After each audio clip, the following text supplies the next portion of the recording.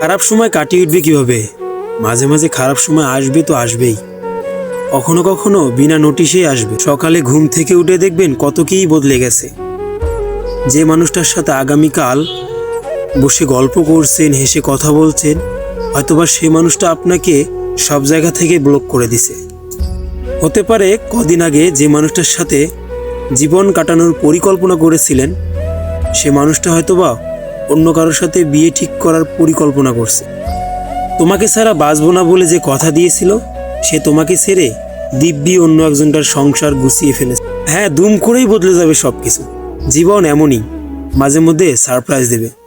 Surprise সব সময় যে আনন্দের হবে তা কিন্তু না, দুঃখেরও সারপ্রাইজ হবে। আপনাকে খারাপ সময় কাটাতেই হবে, খারাপ দিনগুলোতে ভালো থাকতে হবে। যখন মনে হবে খারাপ দিন চলছে, তখন আপনার অনেক কিছু করতে ইচ্ছা হবে। যা ইচ্ছা তাই করার সুযোগ পাবেন। নিজের জন্য ভাবার বেস্ট টাইম এটাই। এই খারাপ সময় চলে যান সেই বন্ধুর কাছে যার সাথে কিছুদিন আগেই অনেক খারাপ ব্যবহার করছিলেন। খারাপ ব্যবহার করলে কতটা খারাপ থাকে সবাই, সেটা উপলব্ধি করে সেই সুযোগে ক্ষমা চেয়ে নিন।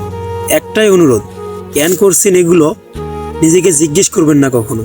শুধু মনে রাখবেন আপনার খারাপ সময় চলতেছে। খারাপ সময়ে নিজেকে কখনো খারাপ হওয়ার সুযোগ দেবেন না। আপনার যখন ভালো সময় চলছিল, তখন যেমন কোনো কাজ নিজেকে জিজ্ঞেস করে করেননি, এক্ষেত্রেও ঠিক তাই। খারাপ সময়ে মানুষ সব থেকে নিজেকেই কাছে পায় আগে।